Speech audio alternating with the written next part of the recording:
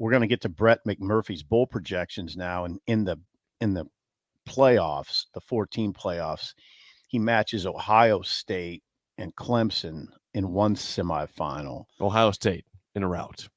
Okay. And then Georgia and Tennessee in the other. Good football game. Okay. Now, where's Nebraska? Yeah, Nebraska. So go back, flashback to before the Nebraska played against Purdue. We saw the ESPN FPI projections put Nebraska with one more win at 4-8 on the season. However, Brett McMurphy yesterday, respected college football reporter, has Nebraska making a bowl game. He has them making the first Responders Bowl in Dallas against Oregon State with a 6-6 record for Nebraska, which means he believes the Huskers will get 3 more wins this season out of 5 more games and get to a bowl game. Now, I was pretty stunned when I saw this because I didn't know if anybody was going to predict, after that loss to Purdue. Yes, it's still possible to make a bowl game, but you're 3-4. You got 5 games left to get 3 more wins for a team that has some flaws. We all know a lot of flaws. Of course, every 6-6 team has flaws. Absolutely. But this team has a lot of flaws, and they blew their easy wins this season early against Georgia Southern and Northwestern, leading to a 1-3 start. I'll tell you this right now. If Nebraska gets to the first Responder Bowl with a 6-6 record, Mickey Joseph will be Nebraska's next. I agree. Coach. I agree with you. Do you? I know. I do. Do you? Yes. I'm starting to believe that if they get to 6 wins, he's the head coach. He has captured imaginations. He has. You sign off on that easily. I do. I believe that if Nebraska gets to a bowl game, 6-6, he will be the head coach going forward. And I think that would be reasonable. Now, here's the question. Now, I will say this. 2 more wins, he's 50-50. Okay. 2 more wins, he's 50-50. Tough decision. 1 more win or 0 wins, probably a no-go, but Mickey, you got to keep him on the staff. How about, is that threshold that obvious, though, of this, to me, of this situation? That's just my threshold.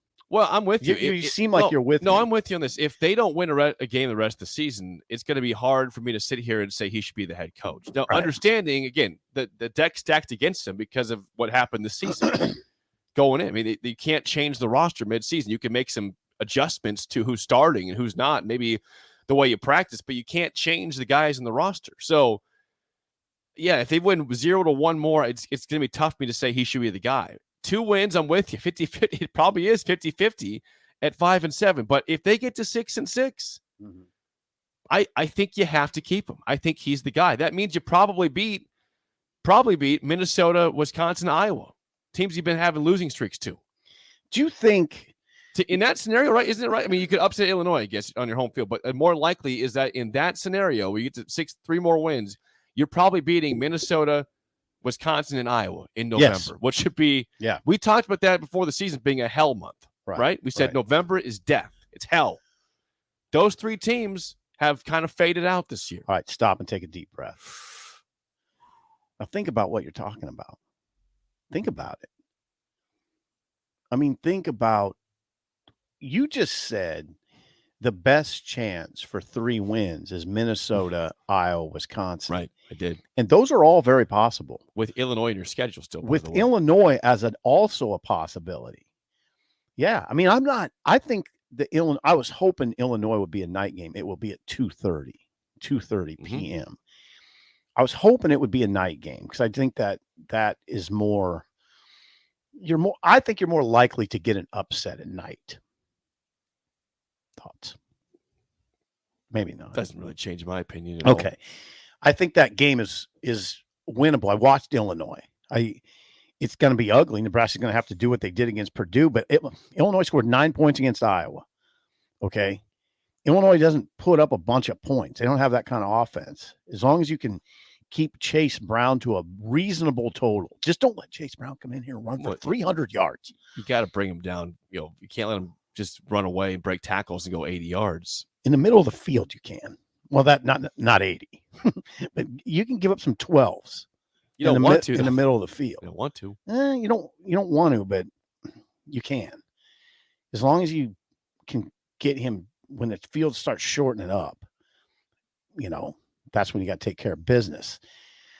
The question I asked in my column today on huskeronline.com is, do you think Trev Alberts fully understood the level at which Mickey Joseph would capture fans' imaginations?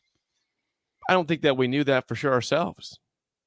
Okay. Like how many people going into this when he was named the interim coach were thinking we want him to be the head coach going forward? I just don't think there were plenty out there. Don't get me wrong. There was a lot of people that said it's Mickey's job, give him the job, and let's roll. But for those of us like you and me, you want to see something first. Prove to us that you actually are deserving of this full time. Trev is a fiery competitor.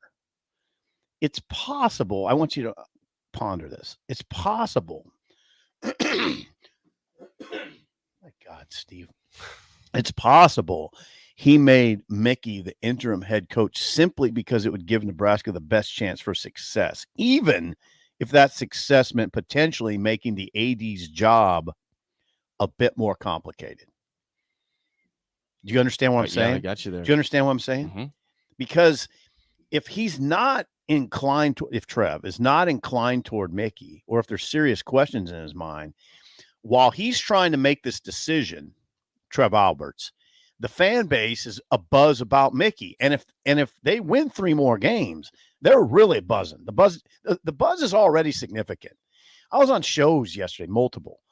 That was the discussion. I mean, people are talking about Mickey. Well, think about for a second. I mean, when we were going through our season predictions, we were close to 6-6, 7-5, right? Mm-hmm.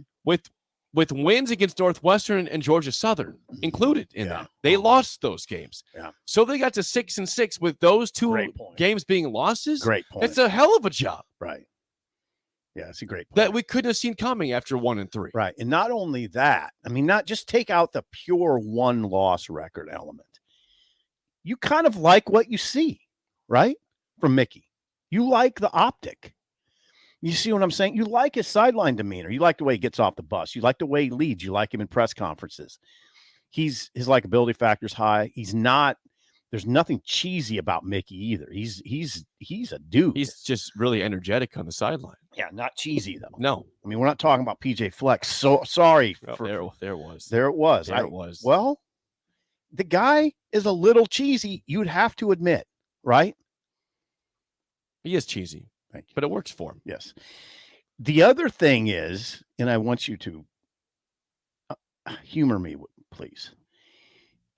We shouldn't act like we don't know what boxes Alberts wants these guys to check. All you have to do is go back to September 11th and watch the press conference, Frost firing press conference, where he addressed some of the things he's going to look for. And when you do that, like I did yesterday, you know what you find, Jake? You know what you find? What's that? Mickey checks some boxes. He's checking boxes. What boxes are we talking about here? Check them with me. I'll do that. He said he likes head coaches who are culture builders. Okay. Alberts told us September 11th that he likes head coaches who are culture builders. I would say Joseph, in a flash, has excelled in that category. Quickly. Mm-hmm. Has showed us that he can whip a team into shape mentally and emotionally, right? That's culture. We should also acknowledge this. Alberts told us on September 11th, listen to this one. He told us that he wants authentic leadership. He said this, is this somebody the players are willing to follow? What do you see? Yeah, they certainly are with Mickey. Box checked. Yep. He told us that he wants authentic leadership, somebody the players are willing to follow. Okay. He told us, Alberts told us he likes coaches who are able to identify and relate to the modern student athlete and all they're going through. What do you think? I think Mickey does that pretty well. Box check, box check, box check. Okay. It's not all of them though, because you know what else he said? He wants a coach who's mindful of winning the line of scrimmage. I think Mickey is. He doesn't have the guys right now. and he doesn't have that background, but who does? Brett Bielema. Who else does? Dave Aranda. I'd say Mark Stoops.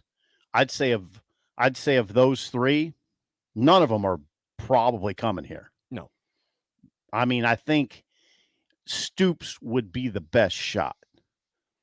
I've heard too much about Aranda's situation to suggest that's not happening. I don't think he's leaving.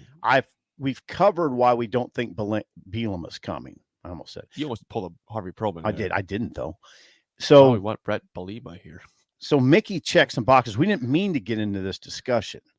We could be talking about the first responder bowl against Oregon State. I would just prefer Oregon State leaves our lives. They're not going to. I don't want to see Oregon State in that bowl. I don't want to have to write a Mike Riley column. I don't want to deal with any of that. Do we have to go back to that? Do we have to revisit that? Please, God, don't match Nebraska against Oregon State in the first responder bowl. Anybody but Oregon State. Well, at least they make a bowl game. God, I'll take Oregon State if it means Nebraska's in a bowl game with all the storylines. It means you're actually recovering a postseason game. Good point. To some element. And you say you can't be picky when you've missed so many bowl games in a row. You're right. So you will accept Oregon State if that's the case. Mm-hmm. You'll be fine with it. Before we got some calls. Hang on a second. We have a text, and I do want to address this because you did say this on the air a lot in the past few months. So I want to clear this up.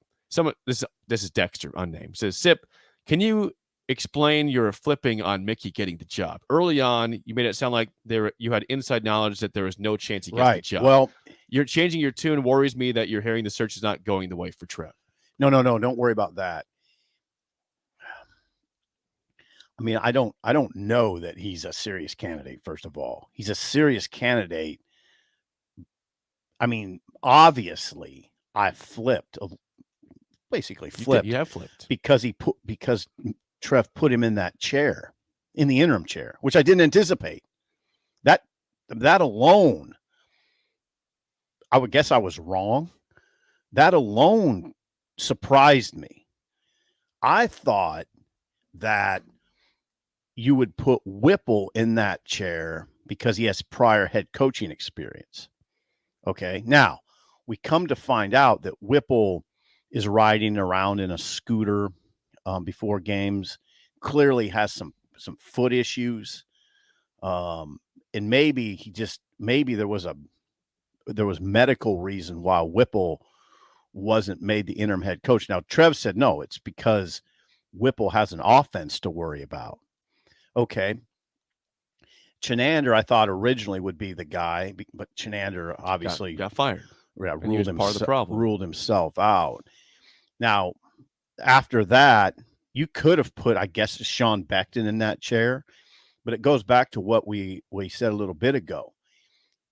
Maybe Trev thought, look, maybe this could complicate things down the road, but Mickey's going to give the team the best chance to win. And if it complicates things, well, I'm a strong enough leader to deal with that. It's a good problem to have, too, isn't it? Right. Yeah, good problem to have. It's a good problem to have. Especially if you can keep Mickey on the staff. Now, where it gets a little complicated is Mickey's so good. If he wins 3, you don't hire him. He's probably gone. Stay as an associate head coach. He might get snapped up by somebody else. And then what? Then you risk him going to another school and excelling at a high level while there's no guarantees for you. And then where are you if you're Trev Alberts? Yeah, I mean, you're that's right. a scenario you don't want. It's weird because if you don't hire Mickey, he's probably going to go somewhere else. If he wins 3, he's very marketable. Yes, that's the thing. If he wins and gets to 5 or 6 wins this season, he's going to be marketable. Not necessarily for a prime Power 5 job, but there could be a job. Well, he could be a coordinator at a big job. Well, that wouldn't be a big issue, would it?